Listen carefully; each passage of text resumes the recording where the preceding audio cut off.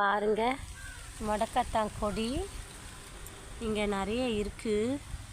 நான் சப்பாத்தி மாவில் கலந்து சப்பாத்தி செய்யலாம், தோசை மாவில் கலந்து தோசை செய்யலான்னு கொஞ்சம் பறிச்சிருக்கேன்.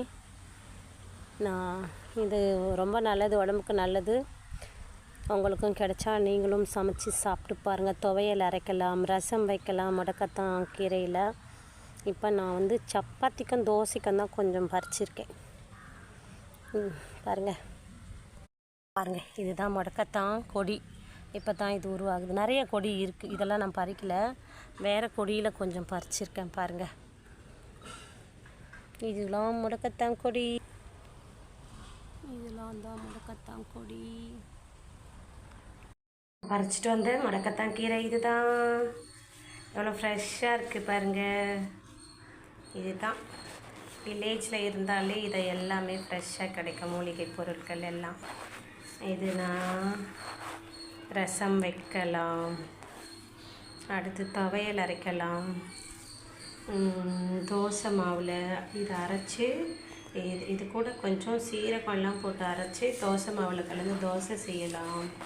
அதுக்கப்புறம் சப்பாத்தி மாவில் கலந்து சப்பாத்தி செய்யலாம். இப்படி பலவிதமாக வகை வகையாக நம்ம செய்து சாப்பிடலாம். ஆனால் இது உடம்புக்கு ரொம்ப நல்லது. முடக்கத்தான் கீரை கை கால் வலி, முடக்குவாதம் உள்ளவங்களுக்கு இது ரொம்ப சிறந்த மருந்து சொல்லுவாங்க. நீங்களும் கிடைச்சா வாங்கி சமைச்சு சாப்பிட்டு பாருங்கள். இந்த வீடியோ பிடிச்சிருந்தா லைக் பண்ணுங்கள், ஷேர் பண்ணுங்கள் ஃப்ரெண்ட்ஸ். முடக்கத்தான் கீரை, முடக்கத்தான் தோசை. முடக்கத்தான் இலை அரைச்சி தோசை செய்கிறேன். சுவையான மொறுமொறு முடக்கத்தான் தோசை தயாராகிடுச்சு.